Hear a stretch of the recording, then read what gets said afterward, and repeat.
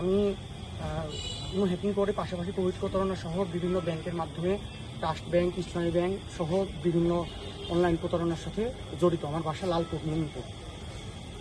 আমার বাসা লালপুর মোমিনপুর। আমি হ্যাক করে অনেক লোকের টাকা আত্মসাৎ করে নিয়েছি। আন্তরিকভাবে দুঃখিত এসব কাজ করার জন্য।